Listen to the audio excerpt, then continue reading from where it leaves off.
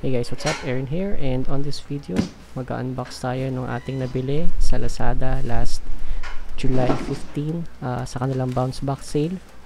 Alright, ito po ay isang 2-tower dish rack, and it's imported, galing siya ng China. We order it 7/15, dumating siya ng July 26. So 11 days bago na deliver yung package via LBC. So okay naman so far, and eto, binubuksan natin siya. Looks like kompleto naman yung mga items na nasa package. So we have the instructions manual. Chinese po siya, so sundan na lang natin yung mga nasa illustrations. Okay, so ilabas ko lang lahat ng units na to, lahat ng nasa package, and we'll start building it.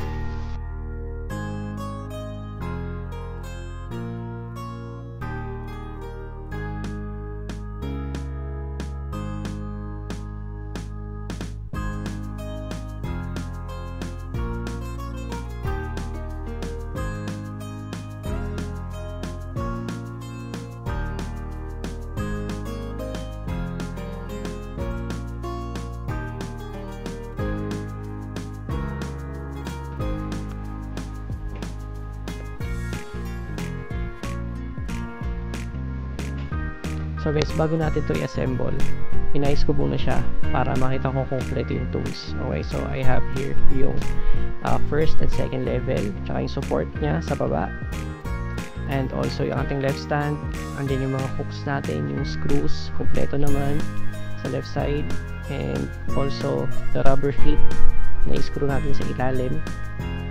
Sa right side meron din tayo, and also the screws, kompleto, very good.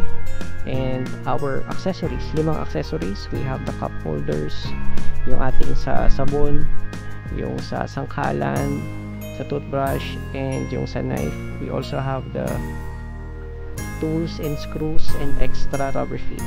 So assembly na natin siya. Okay, let's begin. So sa assembly naman guys, mabilis lang siya kasi per layer merong 3 screws sa left and 3 screws sa right yung kailangan mong ikabit. Second layer, ganun din, 3 screws sa left, 3 screws sa right, and yung ating brace na nasa ibaba ng second layer, 2 sa left, 2 sa right, and of course yung ating rubber foot. So 10 screws left, 10 screws sa right, total of 20 screws, and that's done. Okay, so mahigpitan na natin guys yung mga screws para makita na yung pagkaka-install natin sa kanya. Nasa loob yung ball. So 3 here, tapos ito yung support. Dito natin lalagay mamaya yung accessories niya. Okay, so 3 and 2, so 8 nuts lang yan. So tibay, sturdy guys. Alright, so yung kasamang mga accessories niya is 5. Ito, isa. Alright, sinasampay siya. Pwede mo siya ilagay dyan. Yan. This one is for sa mga toothbrush. So ito natin nalagay yan. Yan, diba? And ito is yung for sangkalan. Dito na siya sa side. Diyan siya. This one, pwede rin sa side to, pero normally sa ano to dito sa ilalim, dyan, sa mga soap, detergent. Yan. And ito naman yung ating cups. So pwede siyang dito sa side. Ibaba na lang natin itong toothbrush. Ganyan na, dito siya sa taas. Yan. Diba? Ang ganda. And we have what we have here, mga hooks. So yung mga hooks natin, pwede siya dito. Ayan siya. Dito siya sa isa. Ayan siya. Pwede natin ilipat yan. Pero dito muna siya temporarily. Alright. Finished. Wow. Solid.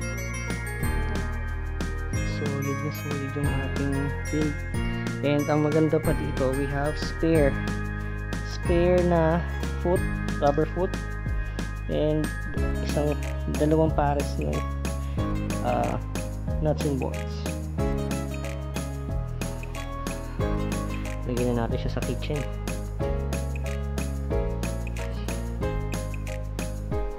So guys, lagyan natin siya.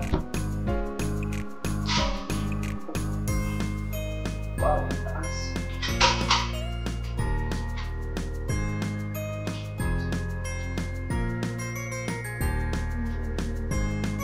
So na-install na natin.